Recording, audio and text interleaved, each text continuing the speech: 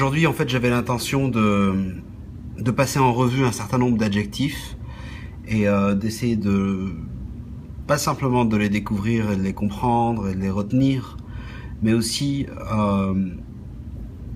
je suis un grand fan du fait d'exploiter le fonctionnement de la langue qui consiste à tout voir comme des variations à partir d'une racine. Et c'est particulièrement intéressant parce que c'est standard quand il s'agit de racines à 3 consonnes. Donc à partir d'éléments comme ça très très simples, on va assister à une génération de mots dont certains ont été créés récemment dans l'ère moderne. Toujours avec cette richesse justement des variations. Et les variations se font avec le changement de voyelle et aussi avec le rajout de lettres avant et après, des préfixes et des suffixes, mais surtout avec le jeu des voyelles et le dédoublement de certaines consonnes et aussi le fait de rendre des voyelles plus longues. Mais tu t'en fiches de ça. Il faut s'en foutre parce que c'est le cerveau qui va s'en occuper. Il va s'en occuper si on cherche pas à trop regarder ça d'une manière mathématique. Ce qui va se passer, c'est qu'on va développer une intuition. Et donc, bref, je veux voir les adjectifs. Avant de regarder les adjectifs, je voulais faire un petit arrêt sur le fait que dans certains cas, dans certaines situations, je devrais dire, l'accord, c'est-à-dire le fait d'utiliser la bonne voyelle en fin de mot, semble un effort complètement évitable, complètement facultatif, pour plein de raisons, parce que généralement on ne le prononce pas. Donc on serait tenté de croire qu'un arabophone, en fait, puisqu'il ne le prononce jamais ou presque jamais les voyelles finales, finalement à son cerveau qui fonctionne sans les connaître. Et pourquoi est-ce que nous débutants, on devrait se casser la tête et à souffrir et à essayer d'apprendre l'emploi des bonnes voyelles en fin de mot, alors qu'on nous dit constamment qu'un arabophone dans la vie réelle ne prononce même pas ces voyelles. Et donc ça, je voulais juste dire que oui, effectivement, dans la plupart du temps, la voyelle finale n'est pas prononcée. Elle n'est pas inscrite quand on écrit. Par exemple, si quelqu'un écrit une lettre à son cousin, il va pas mettre de voyelles. Il va pas les prononcer. Donc, tout ça c'est vrai. Mais en fait, un cerveau arabophone connaît ces voyelles et doit les connaître et va les connaître et ne voit pas d'autre possibilité que de les connaître. Et je voulais prendre cet exemple-là. On l'a vu avant dans le cours sur les prépositions. Beit, c'est là où on séjourne, c'est la maison.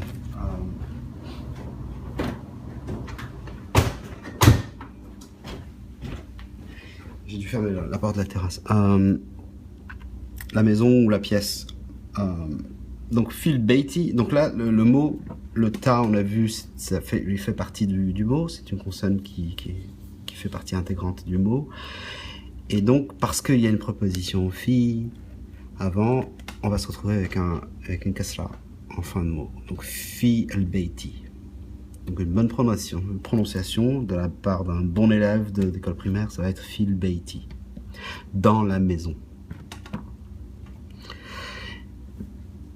Maintenant, je te demande d'imaginer la situation. Au lieu de dire dans la maison, on dit dans ta maison. Donc c'est pour ça que j'ai inscrit ici le kaf en fin de mot. Le kaf marque la possession, dans le cas de la deuxième personne du singulier.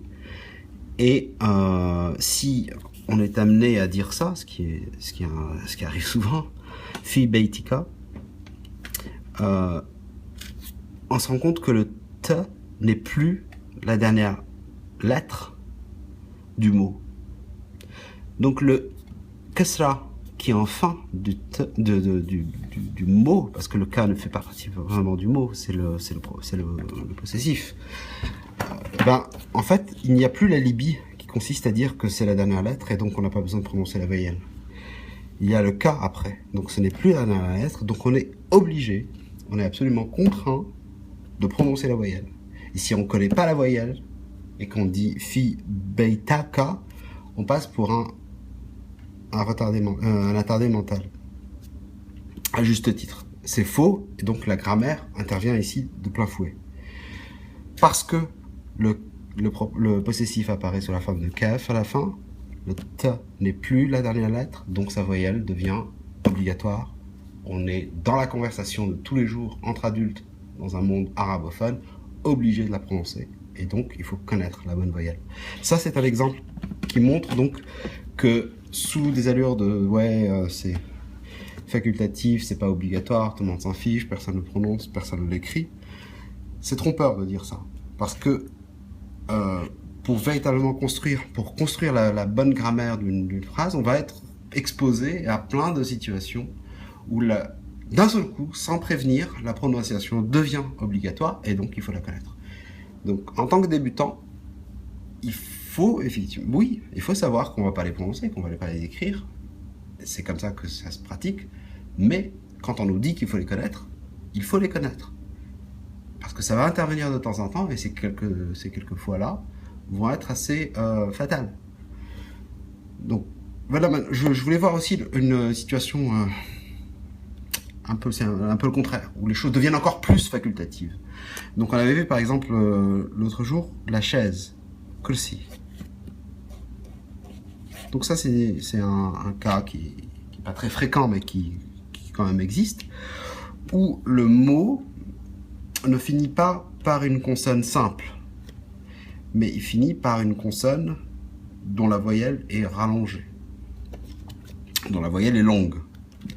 Et ça, c'est d'une manière inhérente la façon dont le mot est orthographié. Donc voilà, pour dire une chaise, c'est kursi.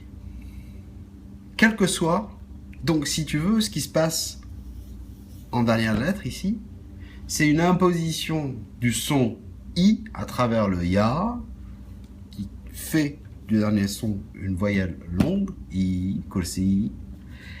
Le mot est comme ça. Donc il y a une voyelle qui apparaît ici du fait de la construction du mot intrinsèque. Et par conséquent, il n'y a plus de place pour venir accrocher la voyelle qui correspond à la déclinaison, qui correspond au cas. Donc c'est qu'aussi, quel que soit X. Et si on dit ta chaise, c'est kurseika. Donc il y a un petit changement où on prononce là. Voilà. Et donc, ça c'est un cas où les choses sont encore plus facultatives qu'à la normale, dans le sens où, du fait de la construction inhérente du mot, eh bien, la dernière syllabe est monopolisée par une voyelle qui est là. Par construction, de facto, c'est une voyelle longue, et elle fait partie du mot, et donc il n'y a plus de place pour venir dire, ou pour venir signaler et expliciter la voyelle qui est commandée, et qui est appelée par la situation grammaticale du mot. Encore une fois, dans le cerveau d'un arabophone, la connaissance existe, l'information existe, il sait que, oui, c'est très implicite, mais il sait quelle voyelle il aurait dû y avoir si ce n'était pas le cas. Sauf qu'ici, il y a une situation où ça devient un peu invariable, si tu veux, du fait de l'étymologie ou de la construction du mot. Est-ce que ça veut dire qu'il faut encore moins connaître les voyelles qu'il faut utiliser dans les situations diverses d'un point de vue grammatical? Non, il faut toujours connaître. Il vaut mieux connaître tout le temps et savoir que très souvent, la façon dont on prononce fait que on ne prononce pas cet aspect-là. Donc c'est un peu compliqué, mais je pense que mon résumé, celui que je viens de formuler, est le bon. Il faut connaître. C'est simple. Parce que si on essaye d'être un peu, de limiter ses efforts et de minimiser le travail, c'est là qu'on va se retrouver avec de vrais casse-têtes et à ne plus pouvoir s'en sortir. Il vaut mieux se dire, je vais tout le temps apprendre, je vais être en mesure d'approcher la langue pour être quelqu'un qui va savoir les bonnes voyelles dans les bonnes situations. Et par ailleurs, en note de bas de page, on me dit, et je vais obtempérer, qu'il ne faut pas les prononcer dans la plupart des cas. Mais à chaque fois qu'on va me demander, comme dans cette situation-là, je vais être appelé à prononcer, et ben je saurai, parce que je suis quelqu'un qui initialement avait accepté de reconnaître qu'il fallait que je sache. Et d'ailleurs, j'ai tellement reconnu ça que j'ai profité de la simplicité relative. Parce que justement ici, si on essaye de de minimiser le travail, c'est là que tout va devenir compliqué. Mais si on accepte qu'il faut connaître les voyelles, selon le cas grammatical, on va se rendre compte, on va avoir l'opportunité de se rendre compte que c'est assez simple. Donc il vaut mieux savoir que dans le cas de l'ablatif ou du génitif, c'est toujours i. Voilà.